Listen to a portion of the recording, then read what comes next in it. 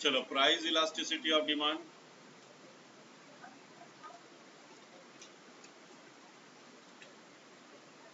So what is price elasticity of demand?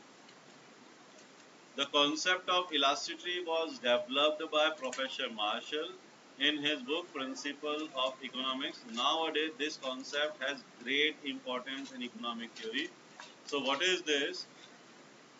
In brief, it does not indicate how much change. अच्छा, law of demand में क्या हो गया? Law of demand जो अभी हमने पढ़ा उसमें क्या हुआ? कौन से डायरेक्शन में, इंक्रीज या डिक्रीज? बस हम यही तो डिस्कस कर रहे थे. कितना इंक्रीज और कितना डिक्रीज ये नहीं डिस्कस कर रहे थे. That we will be discussing in this, right? So price elasticity of demand actually discusses the degree of change, degree of increase. कितना increase, कितना decrease. ठीक है? Decrease या increase किसमें?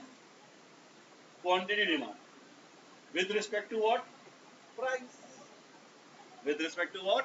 Price. तो इसका फॉर्मूला बहुत सिंपल है. इसका फॉर्मूला क्या आएगा?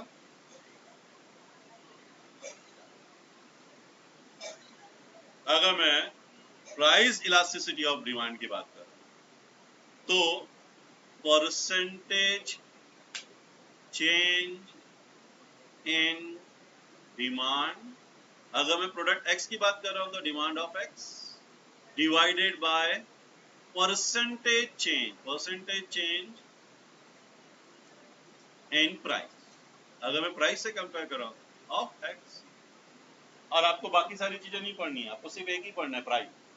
दूसरा भी होता है, मतलब percentage change in the price of substitute goods, percentage change in price of complementary goods, percentage change in the income, percentage change in, वो सब भी होता है. लेकिन हमारे सिलेबस में सिर्फ एक ही है. क्या? क्योंकि सबसे main factor own price, price भी नहीं, खुद का प्राइस, एक्स का प्राइस. तो आपका price, elasticity of price, elasticity of demand is denoted by E D, something like this, is very simple, equal to ED is equal to percentage change in demand of X. अगर हम X को study कर रहे हैं तो percentage change in demand of X divided by percentage change in price of X.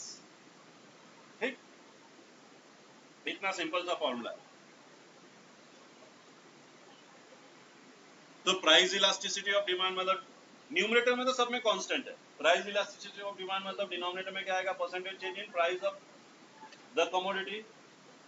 Income elasticity of demand में denominator में आएगा percentage change in the income, right, of a particular area, या income of consumer. Cross elasticity of demand में क्या आएगा? Denominator में आएगा price of related, ठीक, price of percentage change in price of related. But हमको बाकी सारे डिटेल में नहीं पढ़ने, बाकी सबका डेफिनेशन याद रखना. डेफिनेशन फॉर्मूला भी बोलेगा तो डिनोमिनेटर में प्राइस की जगह क्या आ जाएगा? इनकम आ जाएगा, या प्राइस की जगह, प्राइस ऑफ एक्स की जगह प्राइस ऑफ रिलेटेड. ठीक है? न्यूमेरिकल इसके ऊपर सॉल्व नहीं करने, डिटेल में हमको क्या करना है? सिर्फ प्राइस इलास्टिसिटी ऑफ डिमांड. अभी देखो, प्राइस इलास्टिसिटी ऑफ डिमांड को परसेंटेज में क्यों मेजर कर? Price elasticity of demand is defined as a measurement of percentage change in quantity demand with respect to percentage change in price of the commodity. जिस commodity को हम study कर रहे हैं उसकी क्वांटिटी में कितना चेंज आया डिवाइडेड बाय उसके प्राइस में कितना चेंज आया इन परसेंटेज. परसेंटेज क्यों कर रहे हैं? ताकि हम दो कमोडिटी को कंपेयर कर सके. एक कमोडिटी 10 रुपए की है, एक कमोडिटी 1000 रुपए की है, 1,00,000 रुपए की.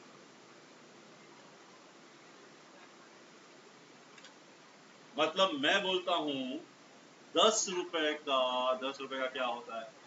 समझो 10 रुपए की साबुन, 10 रुपए की साबुन 12 की हो. 10 रुपए की साबुन, चेंज कितना आया? 2 रुपए. 10 लाख की कार 10,20,000 की हो, चेंज कितना आया? यहाँ 2 रुपए का चेंज और यहाँ 20,000 का चेंज, कौन सा ज्यादा है? 2 रुपए ही ज्यादा. 10 रुपए की चीज 2 रुपए 12 रुपए की होगी, फर्क पड़ेगा, बहुत ज्यादा फर्क पड़ेगा. 10 लाख की चीज 10,20,000 की होगी। परसेंटेज वहां पे 0.2 है, यहाँ 20%। यहाँ डिमांड में 100 का डिमांड 80 पे आ जाएगा, वहां 100 का डिमांड शायद 91 पे, 92 पे, 95 पे आएगा। पॉइंट समझ आया? तो हम हमेशा क्या करेंगे, परसेंटेज में स्टडी करेंगे ताकि दो चीजों का कंपैरिजन हो सके, राइट? अदरवाइज कंपैरिजन मुश्किल हो जाएगा। तो यहाँ पे मैंने परसेंटेज में किया 20% आया, वहां पे मैंने परसेंटेज में किया क्या आया, 0.2% आया। उसको मैं उसकी क्वांटिटी के परसेंटेज से कर दूंगा, इसको मैं इसकी क्वांटिटी के परसेंटेज से कर दूंगा। तो इसका 1% प्राइस चेंज होता है तो डिमांड में 2% चेंज होता है, उसका 1% प्राइस चेंज होता है तो डिमांड में कितना परसेंटेज चेंज होता है, 3% होता है कि 2% होता है कि 4% होता है ना? तो क्वांटिटी से मजा नहीं आएगा, परसेंटेज से ज्यादा बेटर इंफॉर्मेशन मिलेगा, ज्यादा यूजफुल इंफॉर्मेशन मिलेगा, कंपैरेटिव इंफॉर्मेशन। ठीक, दैट्स व्हाई हम परसेंटेज में लेते हैं। ठीक है, तो परसेंटेज चेंज लेने का यही रीजन। अब कैसे निकालना है मैं वापस से एक बार बता देता हूं, बहुत सिंपल है। ये फॉर्मूला कैसे आया, हमारा प्राइस इलास्टिसिटी ऑफ डिमांड का फॉर्मूला क्या है बताओ, कौन बताएगा? आ जाओ बताओ, जल्दी बताओ, पूरा दिन नहीं है।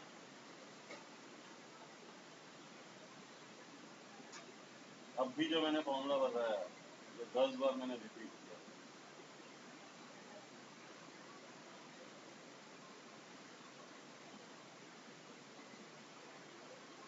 सो रहे थे क्या? हाँ बोलो Jiya. Percentage change in quantity demanded, quantity demanded of a product से ऑफ एक्स डिवाइडेड बाय, कोई प्रोडक्ट तो लेना ही पड़ेगा, मान लो एक्स डिवाइड बाय क्या, किसका price, percentage change in price of X, ना कि Y. This is elasticity of demand and this is price elasticity. सिर्फ आप इलास्टिसिटी ऑफ डिमांड भी बोल दिया तो प्राइस इलास्टिसिटी ही मानेंगे। ठीक है, चलो अब मैं बोलता हूं कि भाई परसेंटेज चेंज इन क्वांटिटी मतलब कहना इसे delta Q upon Q into 100, यही तो परसेंटेज चेंज होता है ना। परसेंट कैसे निकालते हैं, साबुन पहले कितने की थी, 10 रुपए की, अब कितने की हो गई, 20 की, चेंज कितना आया, सॉरी पहले 10 की थी अब 12 की हो गई, तो चेंज कितना आया, delta Q S two divided by पहले कितनी थी, हमेशा पहले वाला प्राइस लिया जाता है 10 इंटू 100, तो 2 डिवाइडेड बाय 10 मैंने कितना 20% बोला था ना। प्राइस चेंज इन प्राइस है ना। अच्छा मैंने अभी जो बोला वो प्राइस का ही बोला, सेम थिंग क्वांटिटी का हो गया, क्वांटिटी 100 से हो गई समझो 110, या 100 से हो गई 90, 100 से कितनी हो गई 90, तो पहले कितनी थी 100, अब कितनी हो गई 90, चेंज कितना आया 10 का, 10 डिवाइडेड बाय पहले कितनी थी 100 into 100, right. So delta Q by Q वैसे ही delta P by P into 100। अब ये 100 तो कैंसिल हो गया, तो फिर क्या बचेगा, डेल्टा क्यू अपॉन क्यू, और इसको सी ये जो डिवाइड है, अगर मैं डिवाइड को इनटू करना चाहता हूं तो ये उल्टा हो जाता है ना, रेसिप्रोकल, मतलब ये हो जाएगा P by delta P. So ED that is elasticity of demand में डेल्टा डेल्टा को एक साथ लिख लेता हूं ना, मतलब डेल्टा क्यू तो divided by delta P into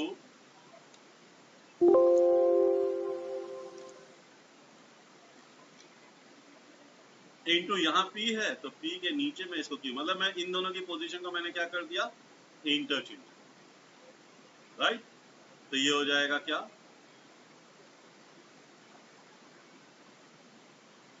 delta Q upon delta P into P upon. I don't think कि ये डिराइव करने का तो आपको आएगा, लेकिन हाँ आ भी सकता है, ऐसा नहीं है कि नहीं आ सकता। ठीक, तो यहाँ पे हम एज्यूम करते हैं, क्या एज्यूम करते हैं, हमने क्या एज्यूम किया, if initial quantity is Q and final quantity is Q1, initial price, या आप ऐसा भी लिख सकते हो, when price is P, demand is Q, when price change to P1, demand become Q1। ठीक है, ये ऐसा लिखने से ज्यादा बेटर क्या लिखोगे,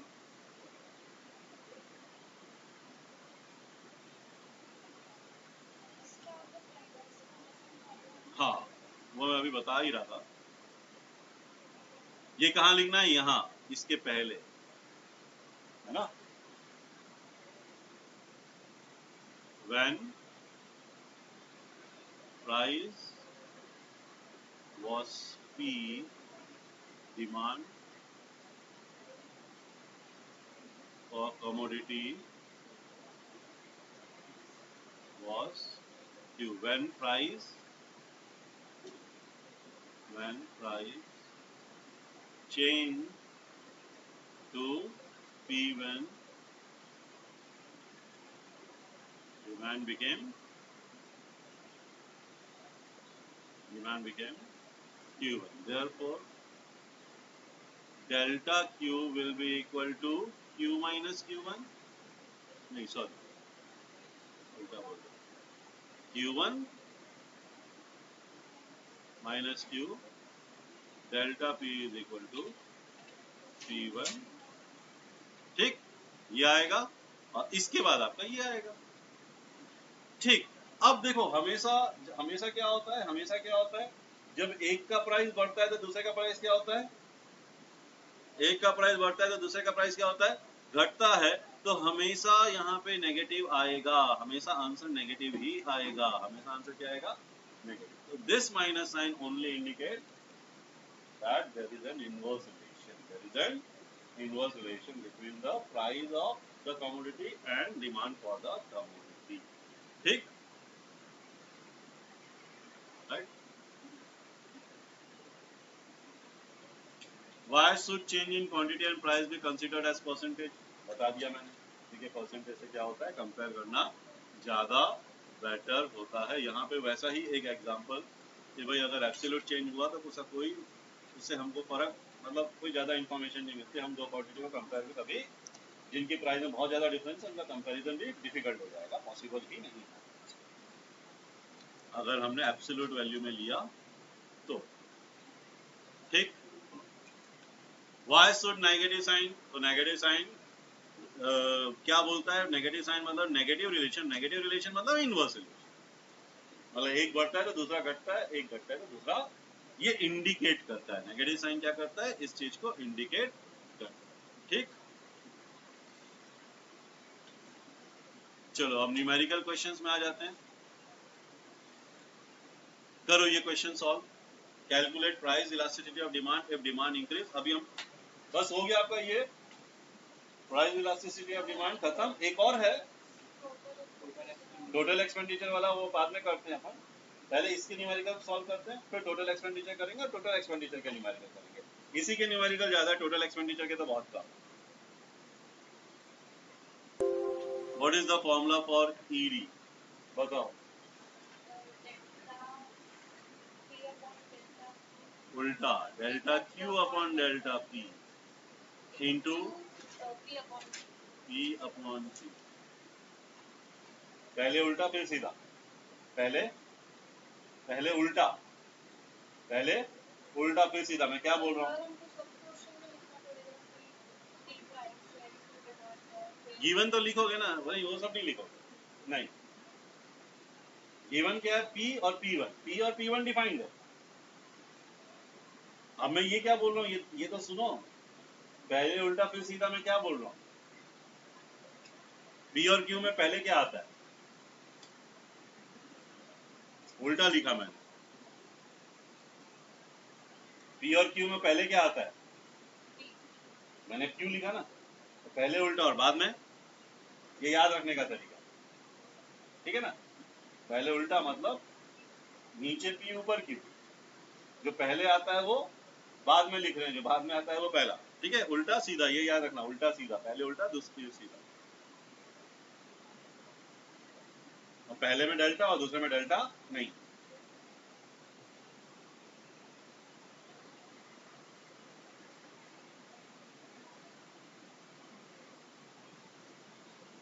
चलो ये क्वेश्चन सॉल्व करो।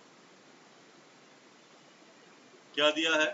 Consumer buy 40 unit of a good at ₹20, मतलब ये हो गया आपका Q and P. The price elasticity of demand already दिया हुआ है। How many unit will the consumer buy if the price rises to 22?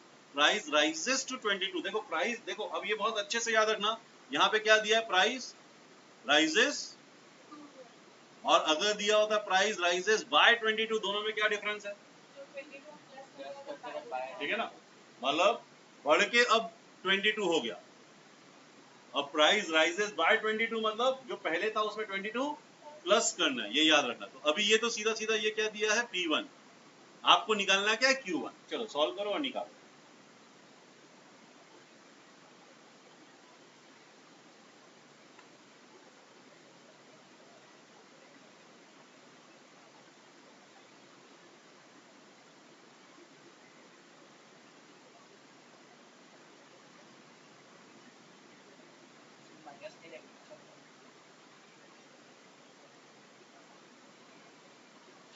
दो बार माइनस नहीं आएगा ना, एक ही बार आएगा।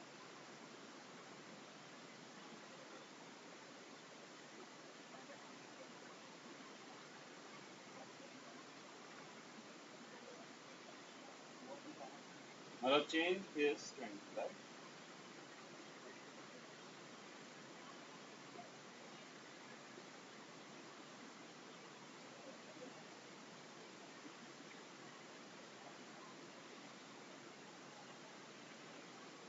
देखो यहाँ पे क्या होगा?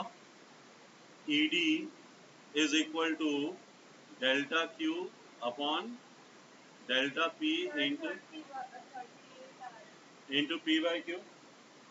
दिस विल बी इक्वल, अब देखो मैं अब यहाँ फॉर्मूला में माइनस साइन नहीं लूंगा,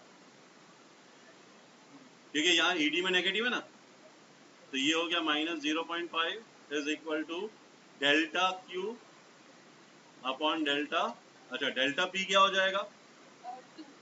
डेल्टा 2 होगा कि ओके 2 होगा, +2 है ना, इनटू P कितना है? 20 डिवाइडेड बाय 40, यही है। ये जीरो कट गया, ये 1 और ये 2 हो गया, ये क्या हो जाएगा? -0.5 is equal to delta Q upon 4, ये 4 वहां जाके मल्टीप्लाई होगा, तुमने -20 निकाला, गलत हो गया, ठीक है। तो -0.5 into 4 is equal to delta Q, that means delta Q is -2, ठीक। Now what is the formula for delta Q? We know that delta Q is equal to Q1 minus Q। Delta Q कितना है? -2 is equal to, हमको क्या निकालना है? हमको क्या निकालना है? Q1 के Q। So Q1 minus Q is 40, ये 40 यहाँ जाके प्लस हो जाएगा, -2 plus 40 is equal to Q1, so Q1 is, ठीक। मतलब जहां पे ED नेगेटिव में दिया होगा तब यहाँ पे माइनस साइन नहीं, और अगर ED पॉजिटिव में दिया तो फॉर्मूले में प्लस साइन है।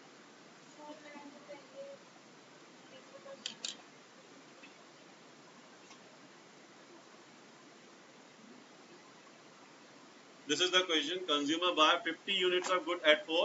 When price rises to 5, quantity demand falls to 45. Calculate elasticity of demand. बिल्कुल ऐसे क्वेश्चन फटाफट सॉल्व।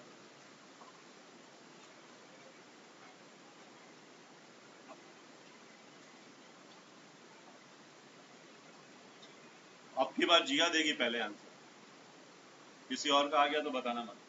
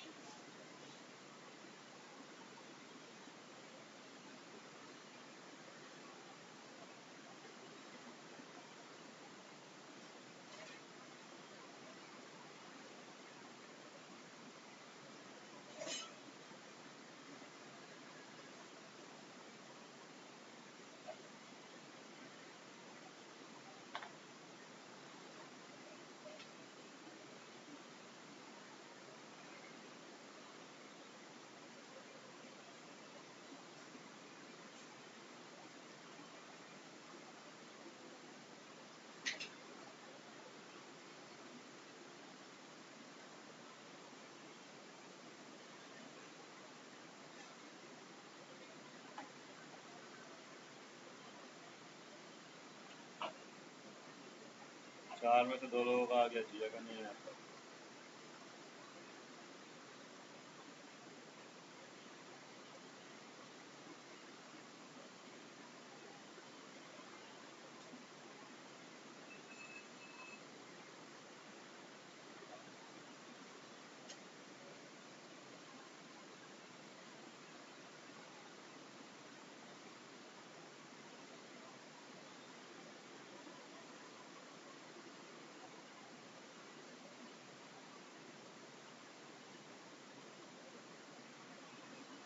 ऐसा ना कट करके मत, ये है ना, ऐसा कट मत करो, सीधा आंसर।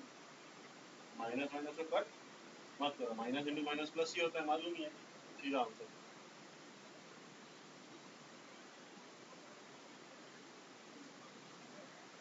क्या 0.4 आ रहा है? हमारा आ रहा है 0.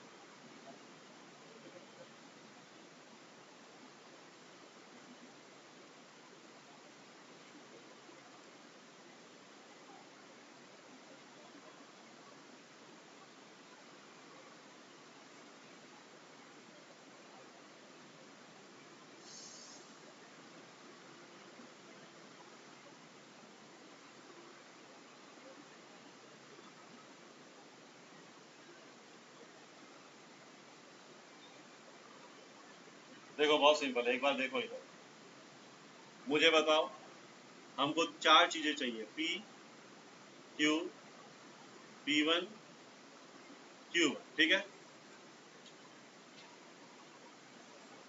क्या दिया है? अ कंज्यूमर बायस 50 यूनिट एट 4, तो ये 50 और 4 क्या है? ये तो इनिशियल है ना, पहले वाला, तो ये P और Q है। मुझे बताओ इसमें से P कौन सा और Q कौन सा? क्या लिखा है बोलो ना, कितना भाई? इसमें से P कौन सा और Q कौन सा? 4 क्या? 4 रुपीज क्या? P के Q रुपीज में, तो P क्वांटिटी 50 यूनिट्स, ये हो गया। व्हेन प्राइस राइजेस टू 5, मतलब 4 का 5 हो गया, मतलब ये P1 हो गया। Quantity demand rises to 45 unit, 45 unit मतलब फॉल हो गया ना, फॉल हो गया कितना? ये Q1 हो गया 45। इसके बाद आप निकालोगे डेल्टा Q, उसके बाद निकालोगे डेल्टा P। डेल्टा Q बहुत सिंपल है, Q1 minus Q which is 45 minus 50 which is minus 5, ठीक। और delta P is P1 minus P which is 5 minus 4 which is equal to 1। अब हमारे फॉर्मूले में ED का फॉर्मूला क्या है? Delta Q upon delta P into P upon Q में सब्सटीट्यूट कर दो। डेल्टा Q क्या है? -5 जब भी, और सामने माइनस भी लगा दो। जब भी माइनस आएगा तो ब्रैकेट जरूर डालने का, डिवाइडेड बाय डेल्टा P है 1 into P by Q, P क्या है? 4 अपॉन Q क्या है? 50, यही है ना। तो ये क्या हो जाएगा? ये माइनस माइनस तो प्लस हो जाएगा, 5 इंटू 4 डिवाइडेड बाय 50, ये 5 1 जा 5 10 जा 4 divided by 10 is 0.4 which is your final. ठीक, चलो नेक्स्ट क्वेश्चन। इसी टाइप का क्वेश्चन है, मैं स्किप कर रहा हूं। ये करो,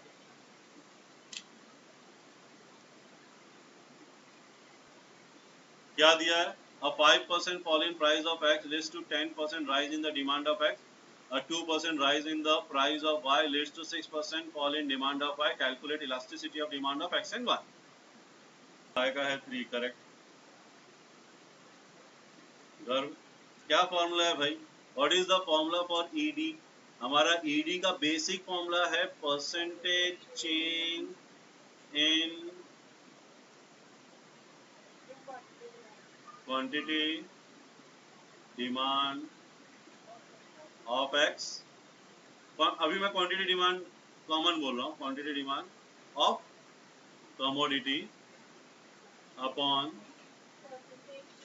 percentage change in price of commodity. अगर for commodity X ED will be, देखो ये दोनों तो दिया है ना कमोडिटी एक्स के लिए, 5% फॉल इन प्राइस एक्स, 5% नीचे आएगा price, leads to a 10% rise in demand for X. 10% demand मतलब क्वांटिटी डिमांड, तो ऊपर 10 आएगा, तो ईडी क्या हो जाएगा? 10 divided by 5/2। For commodity Y ED will be equal to, अब यहां पे देखो क्या दिया हुआ है, 2% राइज इन प्राइस, तो डिनोमिनेटर में प्राइस आता है ना, तो y के लिए 2 आएगा डिनोमिनेटर में, leads to 6% fall in demand मतलब क्वांटिटी डिमांड, तो न्यूमरेटर में 6 आएगा 2। सो x के लिए क्या हो गया? ed इज इक्वल टू 2, अच्छा इसके लिए 3 होगा यहाँ पे,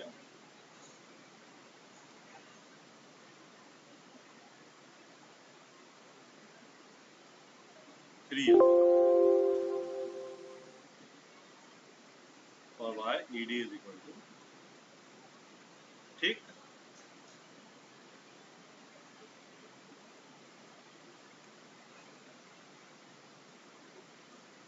सिंपल क्वेश्चन था, मतलब ये भी फॉर्मूला है ना, ये भी याद रखो। और एक फॉर्मूला और हमने किया था, कौन सा? स्लोप वाला। चल ये करो, स्लोप ऑफ डिमांड।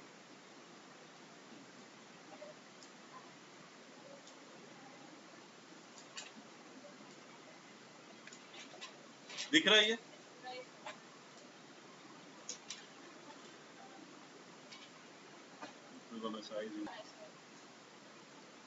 पढ़ो और समझो, और 2 मिनट में आंसर चाहिए, एक ही answer.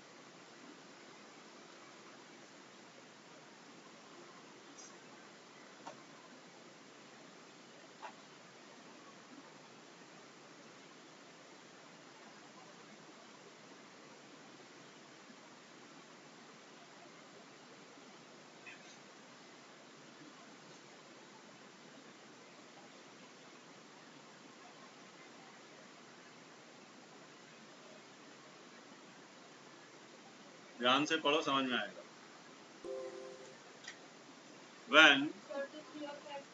when p is equal to, वही तो मतलब है ना, ये p3 है, तो इसका q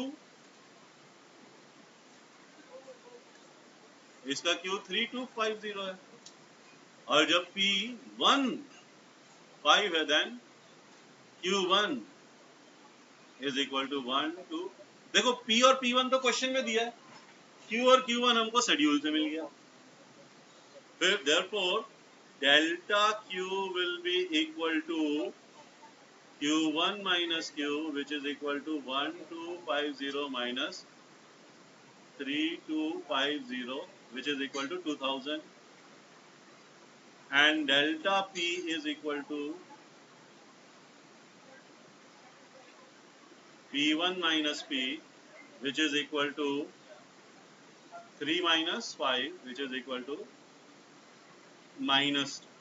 Therefore ed के फॉर्मूले में सब्स्टिट्यूट कर दो, ed is equal to delta q by delta p into p by q.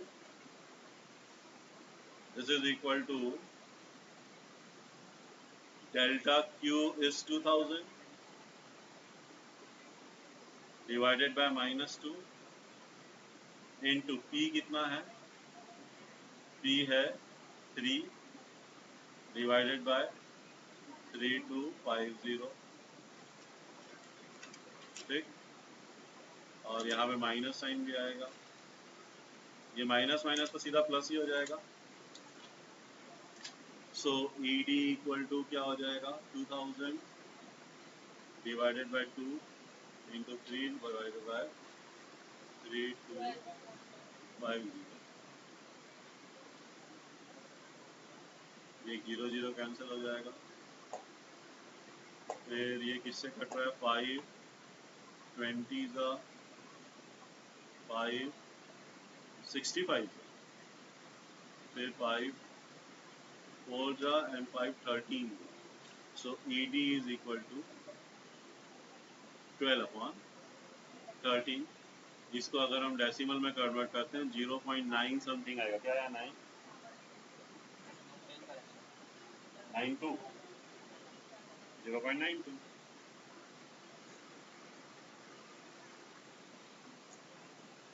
ठीक। अरे यार वाह, मैंने तो ऐसा पढ़ा था, कभी भी सेम नहीं रहता ना, एक छोटे सा वर्ड चेंज कर देता है चीजों को। चलो नेक्स्ट क्वेश्चन।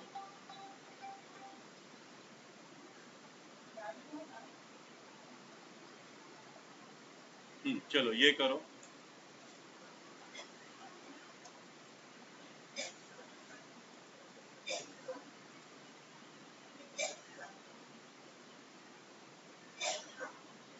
क्या दिया यहाँ पे, the price of commodity is 10 per unit and quantity demand is 500। 10 and price 10, demand 500 unit. If its quantity demand rise by 75 unit due to fall in price by 10%, then find elasticity of demand। ठीक,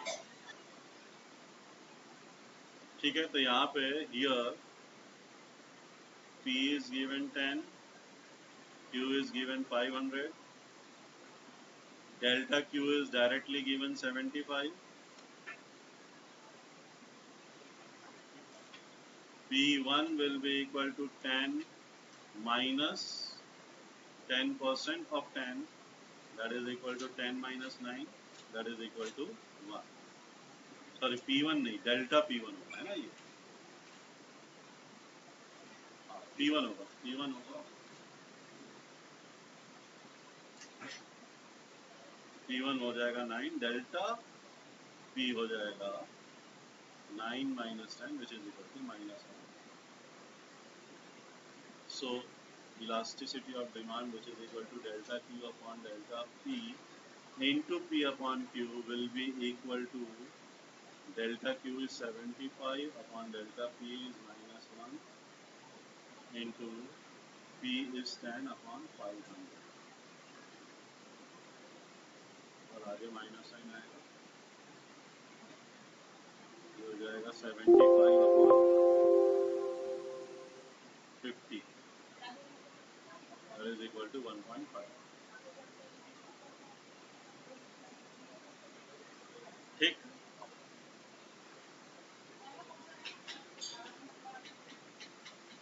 क्या दिया है, the price of commodity is 12 per unit, quantity is 500, when price rises by 3 per unit it's quantity demand fall bye, मतलब चलो बताओ, कौन बताएगा, जिया बताओ। प्राइस ऑफ कमोडिटी इसमें P Q P1 Q, बस इतना पता चल गया, फिर तो वही फॉर्मूले में सब्स्टिट्यूट करना है। The price of commodity is 12 per unit and it's quantity demanded is 500। क्या समझ में आ रहा है? ठीक है,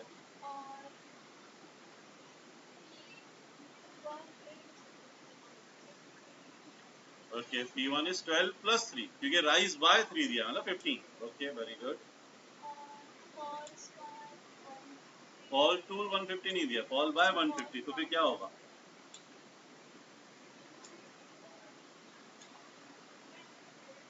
फॉल बाय 150 दिया,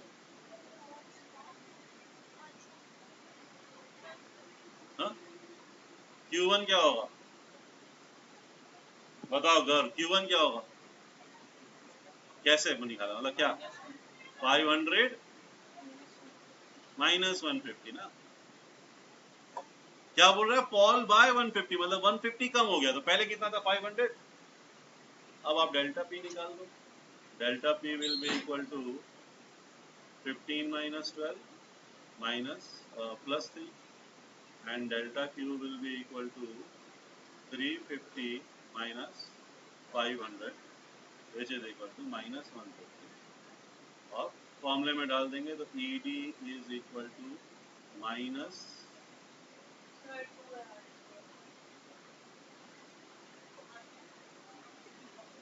minus 150 divided by 3 into 12 divided by 500.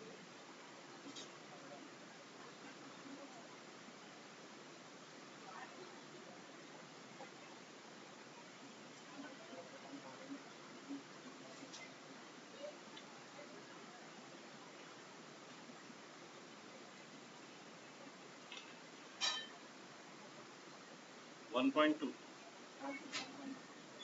1.2 is the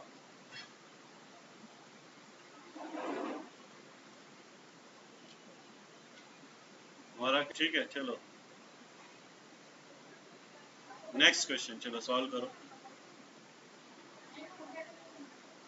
अब यहाँ पे क्या दिया है? The price elasticity of demand of community is 1/2। करो ये क्वेश्चन।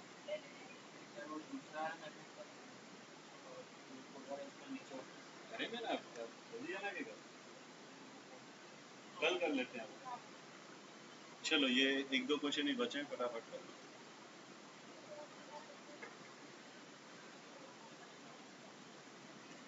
सबसे पहले ये देखो लास्ट में क्या दिया है। ओरिजिनली मतलब इनिशियली, ठीक है। नाउ हियर फॉर एक्स, अभी से फॉर एक्स देखो क्या दिया है। Q is equal to 100 unit, then P is 5 rupees। दिया है ना। Originally 100 unit of x were demanded at price of 5 per unit. ठीक। अब यहाँ पे क्या दिया? अब देखो, अब यहाँ पे क्या दिया हुआ है, तो यही लिख लो। When X fall by 40%, it's मतलब when price of, है ना, when price of X ना, when price of X fall by 40%, demand rise by 20 units। ठीक है। प्राइस मतलब P1, P1 कितना फॉल हो रहा है? P1 कितना फॉल हो रहा है? मतलब 5 माइनस 40% ऑफ 5, है ना। मतलब 5 माइनस 40 अपॉन 100 इंटू 5, मतलब 5 माइनस 2 मतलब 3। एंड Q1 में तो क्या बोल रहा है? सीधा सीधा राइज बाय 20, मतलब प्लस 20 कर लो। पहले 100 था, अब प्लस 20 कर लो, 120 हो गया। सो अब निकाल लो, अब हमारा आ गया सब कुछ। डेल्टा Q हो जाएगा आपका 120 minus 100 which is equal to 20, and delta P हो जाएगा आपका 3 minus 5 which is equal to -2। पहले ऊपर P, so ED is equal to, delta में सीधा वैल्यू डाल रहा हूं 20 अपॉन -2 इंटू 5 अपॉन 100, कितना आएगा? 1/2 या 0.5, जो भी बोल लो। चलो ED ये आया, ED ऑफ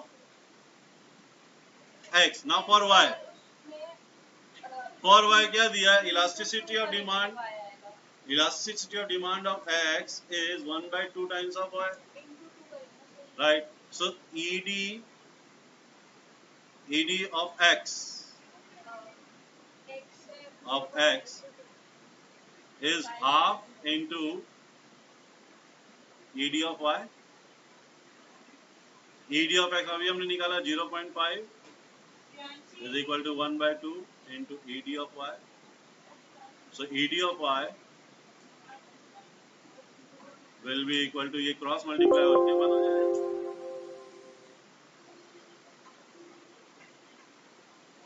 ठीक. क्वेश्चन में क्या दिया हुआ है स्टार्टिंग में? ed of x is half of ed of y. हाँ, तो फिर ed of x 0.5 डालेंगे तो ये हाफ वहां जाके मल्टीप्लाई हो जाएगा, 1 हो जाएगा.